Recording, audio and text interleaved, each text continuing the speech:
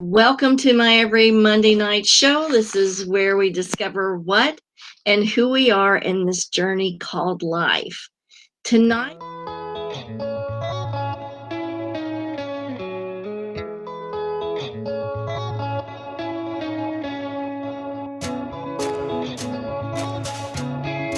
of all, thank you all for being here as well. My name is Rachel Curtis. I'm an adult programming coordinator. Miss Kathryn Kauffman, all the way from Lexington, joining us here tonight.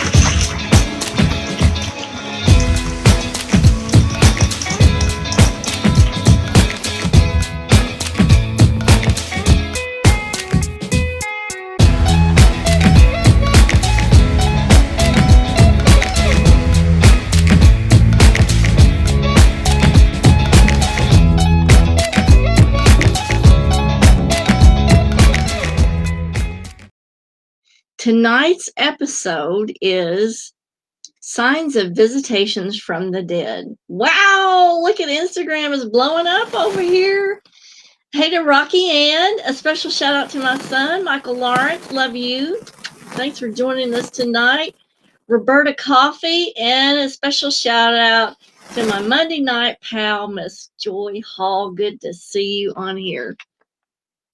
Visitations from the dead. We've all had them, but do we know that that's what's going on is the question. And tonight we're going to go over several things to clue you in that it could be a lost loved one trying to get your attention. Let's do some shout outs over here on Facebook. Hey to Chastity Ramirez Henderson, Arthea Morgan, Sandra Lee Small, Janice Shelton Nixon, and Jill Jones. Good to see you guys this evening. Always good to see you guys on a Monday night. I love these Monday night streams because Monday seems to be depressing enough, and this just kind of gives a little bit of a boost to the evening, I think, for a really depressing Monday. Because, like the weekend is over, we're back to work, and we're all just like, oh, shout out to Sheila Cone and Ina Thompson. Good to see you guys. A couple of housekeeping things. Next Monday night, I'm going to be busy with my family, and I will do probably like a remote dream interpretation for you guys for that Monday night. So kind of keep track of your dreams during the week, and if there are some that you want me to interpret next Monday night, go ahead and jot them down. You can message them to me early if you have time, and we will do that next Monday night. But there won't be like a regular show next Monday night. Shout out to Taya Moore, Judy Burkett Roberts, and Davina Drazian. Good to see you here. Let's see if there's any other housekeeping things that I need to talk about. Hey to Moon Mist over here on Instagram. And I'm going to send some waves out to you guys here. And there we go. Good deal. I am sort of working on the fall tree seminar. And hopefully we will be able to get together to do that, because I wanted to do a walking tree portal seminar. And it was supposed to occur, like I was supposed to do it last spring, and then I had to have surgery on my foot and I couldn't walk around and blah, blah, blah. And so now I'm working on it for this fall.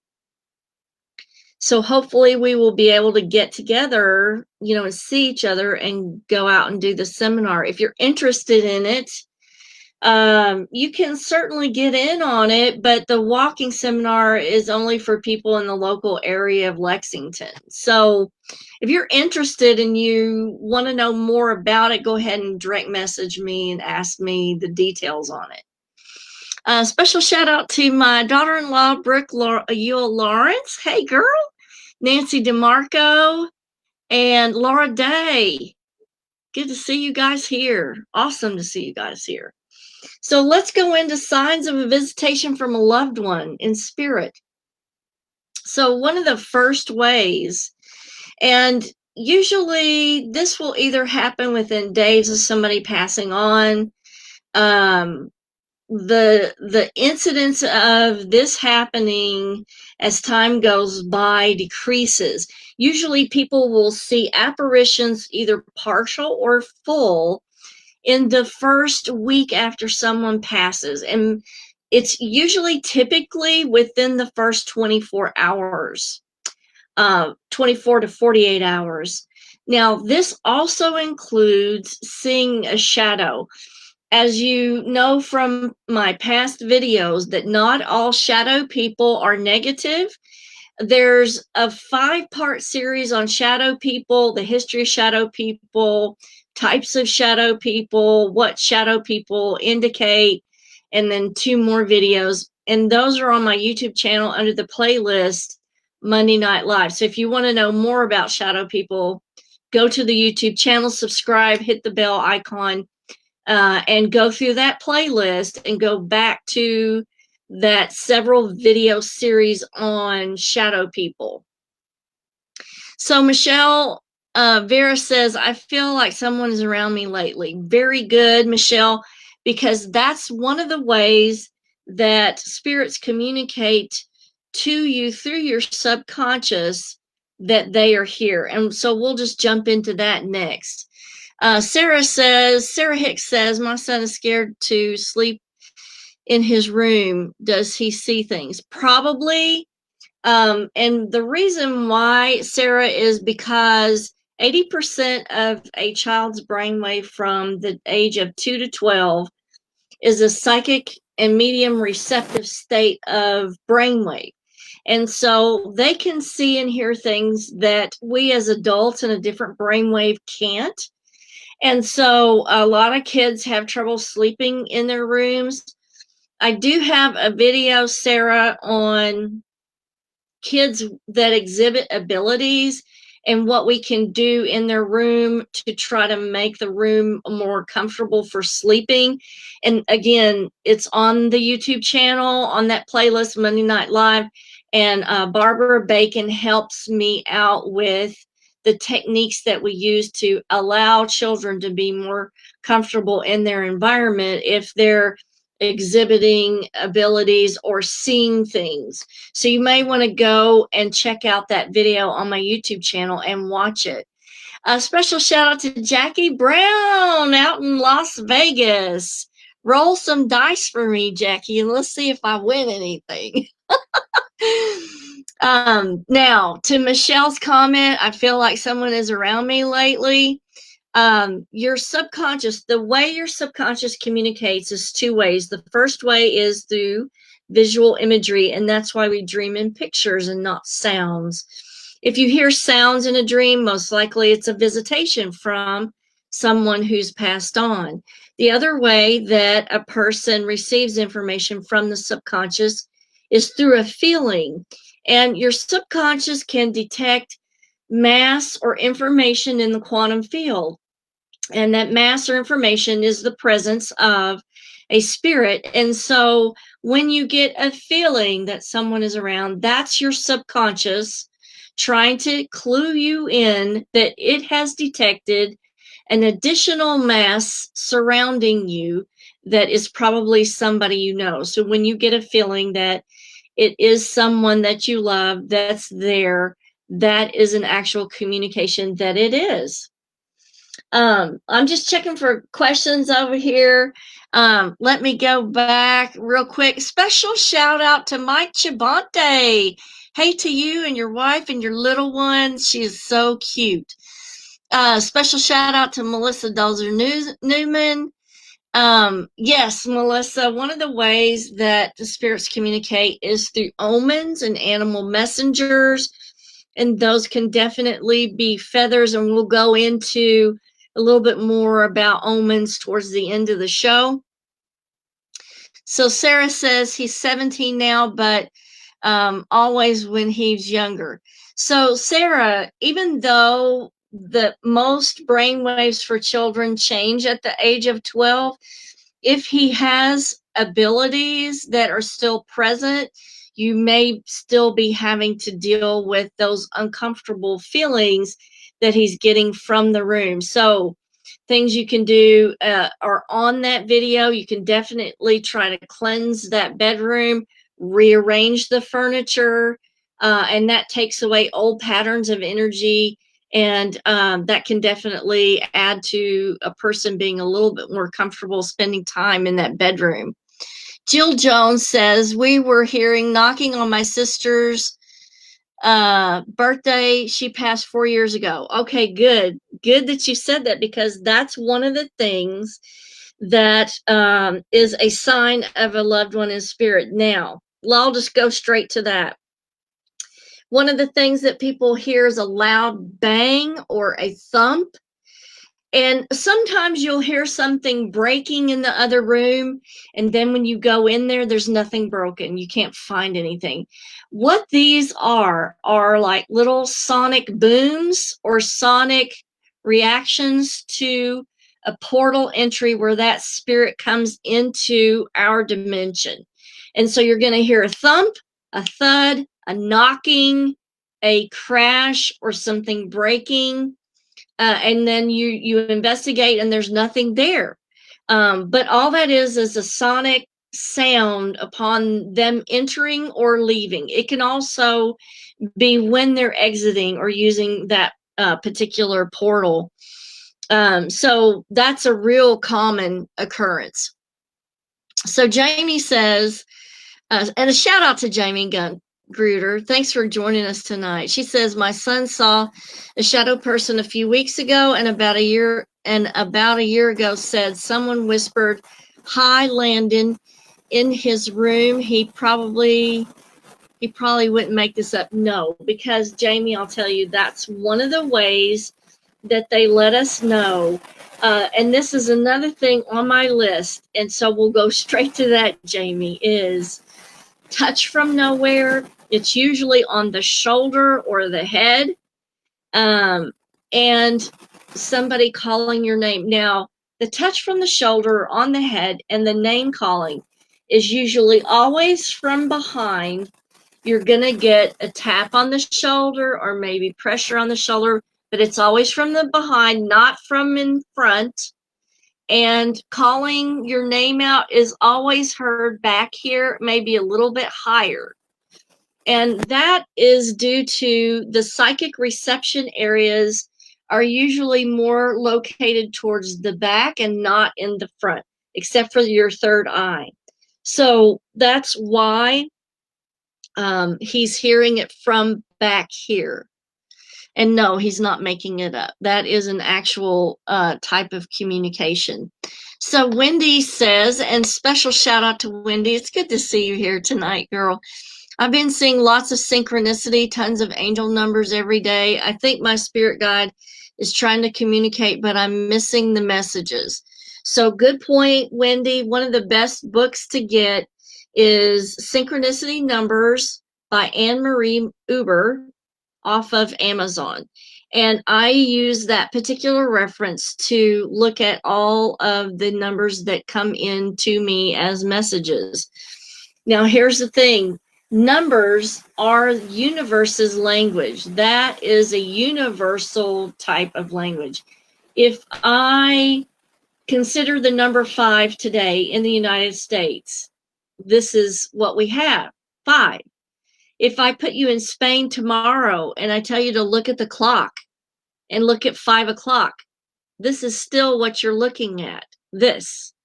And if I put you in Germany the next day, 5 is still 5. 5 o'clock is still 5 o'clock. And so it's the best way universally that spirits have to communicate with you. Now, you can certainly look up your angel numbers online. There's nothing wrong with that. But I found that using some of the references online, every single number seemed to say the same thing. Like 7 was kind of like 5, was kind of like 3, was kind of like 12. And they all resonated with, your angels are watching you, God's trying to protect you. But that did not jive with me, because each number has its own resonance and its own meaning. And so that's when I found that book, Synchronicity Numbers by Anne Marie Uber. And that particular book gives a different description for each number in the book, which I think really rings more true to the communication that's coming from beyond, because it's more associated with numerology, which is the core of the communication with numbers. So let's see. So Wendy thinks that a lot of her communications she's missing. We're going to go over some other ways that spirits communicate, Wendy. So hopefully some of these might help you realize that some of the other things that you're experiencing are communications. So Jamie says, I've been told my mom stays with him and checks in on him often. Yes.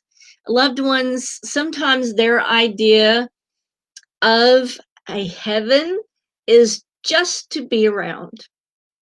So that's nice. So Wendy says, at night before bed, I invite my guide into my dreams and ask their name, but still no response. I also meditate before bed. Okay, important fact, Wendy, is if you don't have clairaudient abilities, you may not get a name because they have to go through the subconscious to communicate with you. And so what that means is that they're going to communicate more through visual imagery and through feeling. And so you may not get a name. You may be the one that gives them the name. And the name just may come to you during the day. It just may pop into your mind like a flash of insight from the subconscious rather than obtaining it from a dream. So you may be the actual one that gives them the name from the visual imagery that you get or the feeling that you get from them. Or it may be during the day that flash of insight gives you a name as you go through, exercising and you're kind of in a meditative state, you're a little zoned out, that may come in at that moment. And, don't second guess yourself. If you get that name while you're working out, don't read into it, just go with it. Okay, Judy says, I talk to people in dreams, a little confused. So in normal dreams, you don't usually hear sounds. It's visitations that usually carry sound and talking. Now, unless, Judy, if you have clairaudient abilities, you will be able to talk and hear sounds in your sleep. Visitations are different than dreams. Visitations from people who've passed on are very surreal. They're very tactile. You never forget any detail of a visitation. And since your brain waves are in theta when you're asleep, that's how spirits communicate. They use theta waves specifically to communicate with you when you're in the dream state. And so you have to be in theta wave long enough to receive that visitation. But it's not a regular dream. Regular dreams we readily forget and we don't remember them maybe a couple hours after we wake up. Now, another thing, Judy, if you're dream walking and you are visiting people in your dreams through dream walking, you're definitely going to hear that and you're going to remember those incidences. So what I urge you to do is to go back to the YouTube channel, find the playlist Monday Night Live, and go back and revisit the videos that we did on dream walking and how it's different than regular dreams because it's more of an astral projection. So there's a little bit more going on there, Judy, with your dreams and talking to people in your dreams. So Michelle wants to know, how can I figure out who it is? Let me go back, Michelle, and see what that question was. Let me go back and see what your question was, because the feed goes so fast. Okay, Okay, so you're wanting to know, you feel that somebody's around you, but you don't know who it is. So here's what you need to do, Michelle, is ask out loud that whoever is around you give you a validation of who they are, or present some kind of indication of who it is. So then you have to be aware of things that catch your attention after that. Maybe it's a grandmother, and maybe somebody asks about her that the very day that you ask for validation. That would be her influence on them to present her imagery to you through asking that question. So, you just have to be aware. Maybe a picture will come up of who it is. Maybe an old item of that person's will suddenly appear. And that's, that's an indicator of validation that they have been able to present. So Taya says, how do we know which loved one is there with feelings? Okay, it's great, Taya, because I just answered that for Michelle. Okay, that's good. So Michelle Sprackman says, smells and touch are biggest signs for me, and yes, animal omens. So let's go to that section.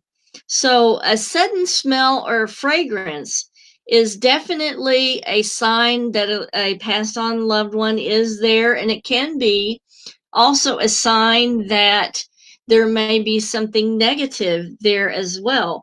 Like, on a lot of investigations, when there's something really negative, we may smell rotting meat, we may smell sewage type smells, we may smell sulfurous type of smells, and those are usually really unpleasant to the senses. But more often than not, when you're dealing with a loved one that's passed on, it's going to be a familiar scent to that particular person or place.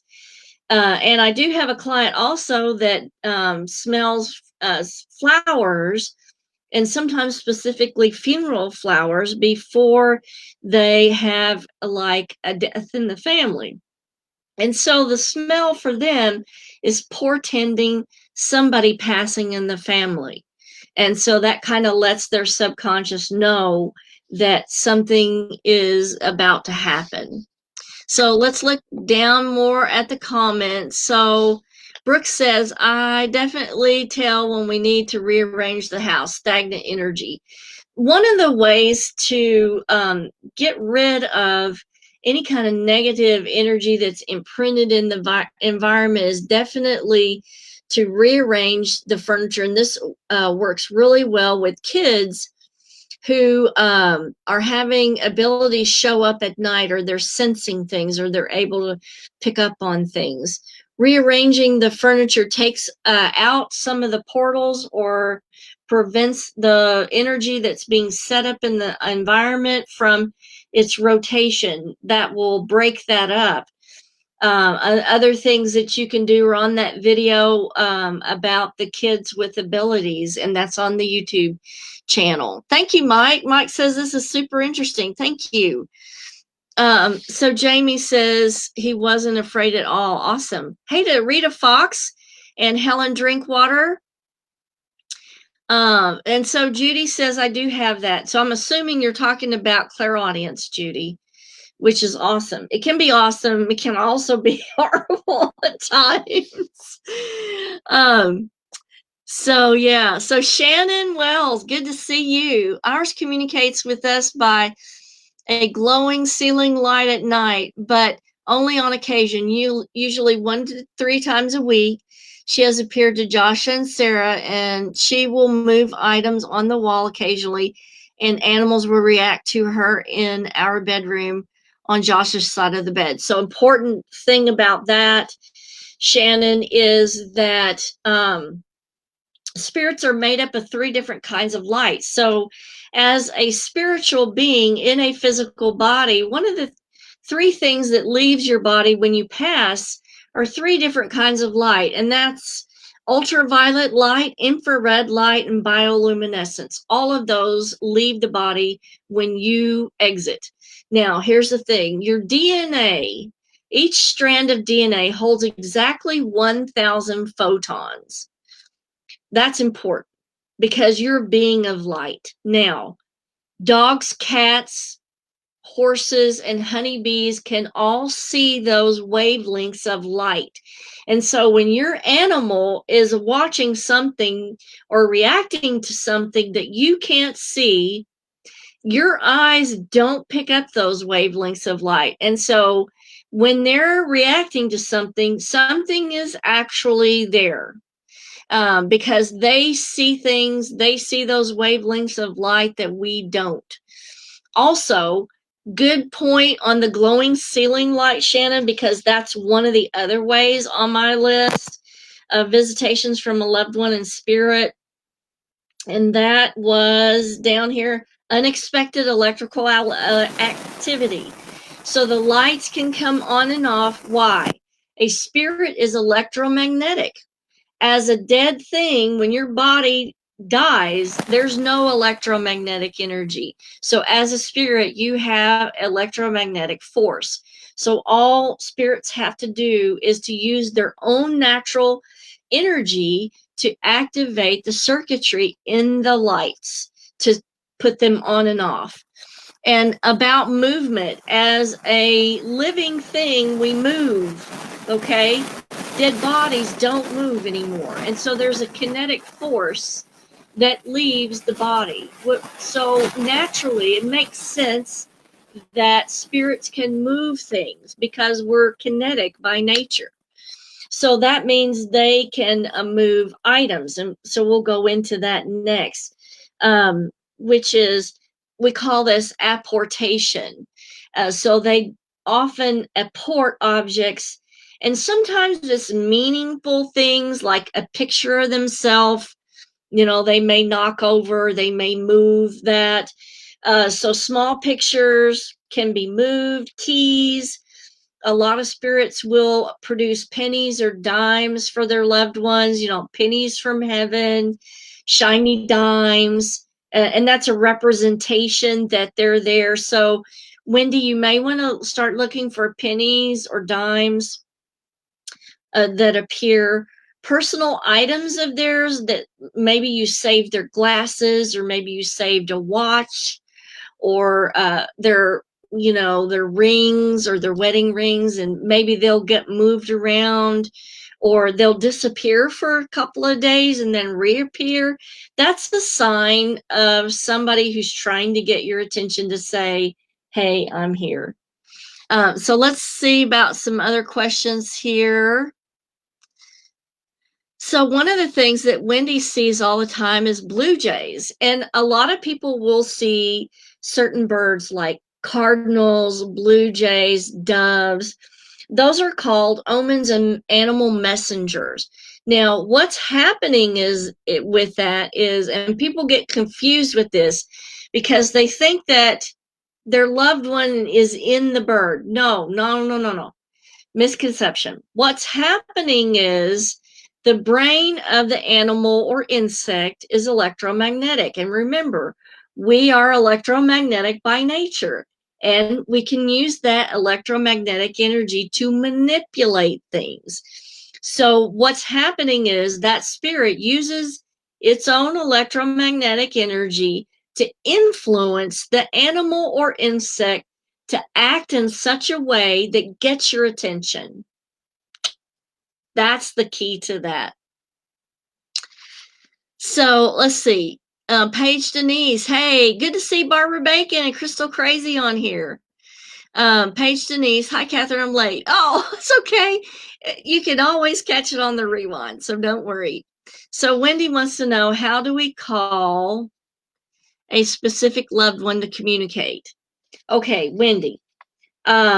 You need to do a theta wave meditation before you go to bed every night that you can, and ask that spirit right before you go to sleep to either visit you in a dream or send you some kind of message the next day. Now, this takes a lot of patience because not every day or night, either a spirit, like the spirit has to be really versed at communication. They have to have had some kind of abilities that were well practiced and used in life. And there has to be enough energy in the environment for them to produce a visitation, either in the dream or maybe enough energy in the environment to produce some kind of meaningful omen or animal messenger influence or sequential number the next day. So a lot of times it's only towards like a new moon or a full moon.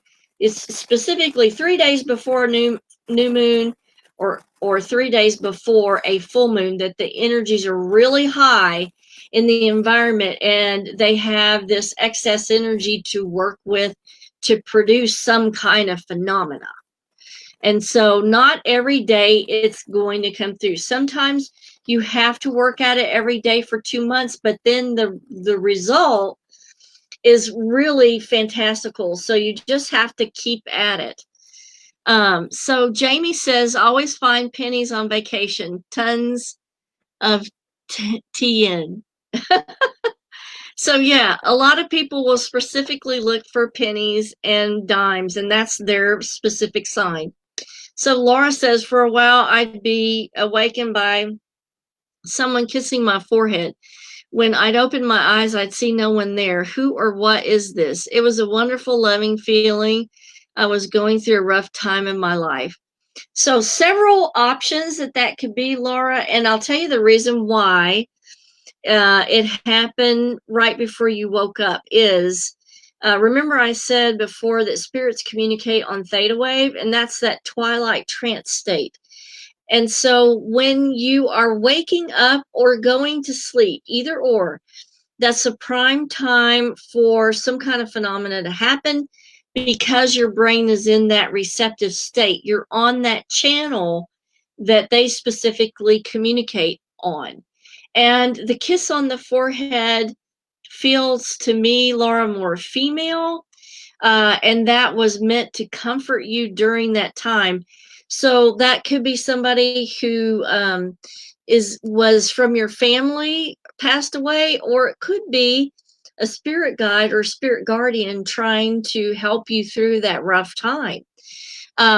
So you would have had to try to ask them at that time to produce some kind of validation of who they are and then waited for the result. But it's certainly, these guardians and spirit guides will show up at specific times in your life when you need them. And as you go through life, these guides and guardians change because our life changes, our needs change, and the experience that these spirits have are all changing as well. Hey to Cindy Hall. So Wendy says, I wake up between 3 and 4 a.m. several times a week. What could that be? So Wendy, again, that book Synchronicity Numbers by Anne-Marie Uber, somebody is waking you up at specific times of the night for you to see a sequence of 3 numbers. So it may be 412 that you need to look up and reference and try to see what the meaning is behind that. So, and those are 3 numbers from the time of 3 to 4. It may be 318. So make sure that you have that clock directly next to the bed where you can see exactly what those numbers are when you open your eyes, because there's messages there for you. And same for Shannon. Definitely get the book and look up those sequential numbers and see what they mean. Thanks for hanging out here with me on Instagram, doing some shout outs here. Kristen Johnson and Jennifer, good to see you guys. Let's see what other questions we have. Yeah, Laura says she would awaken because of the kiss. Now, remember, that's a visitation. So visitations are very tactile. In a lot of visitations, you'll get to hug your loved one. You'll get to kiss them. You'll get to hold their hand. And so they're very real because it's not a dream. So Susie says, I'm sorry, I'm just getting on. Oh, that's okay. You may have to rewind. When I'm out running, I have a yellow butterfly that is often flying around me on several runs. I always feel like it's my aunt. So when you rewind, you'll find out exactly why. It's definitely the influence of your aunt working through that insect to get your attention. And so that's the whole goal of using an insect or a bird or some other kind of small animal, is strictly to make this animal or insect or bird act in such a way that it calls your attention to it. That's the whole key to that. Special shout out to Connie Milligan. Hi to you. So she hasn't seen her guides in a while. How do we reconnect? Specifically, you will, again, like any type of visitation, first off, Connie, I would try to meditate on exactly what the block is or why their energy is being blocked. Is it something intrinsic? And it also can be something extrinsic. So the best thing to do is to go ahead and do a house cleansing and re-zero the energy in your room with maybe some solfeggio frequencies, some drumming, anything that puts that resonant energy through the house to clear things out and reset to zero. Then you will want to maybe do a meditation before bed and ask them to come forward.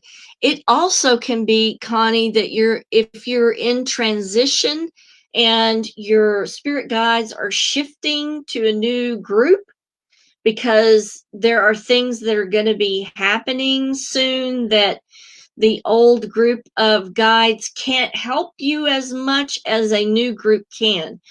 In that transition time, or that time of switching from one old group to new ones, you may have had new ones present to you that it wasn't apparent, or you weren't aware totally that, this is a new guide coming through, because we're at a different phase and we're at a different place.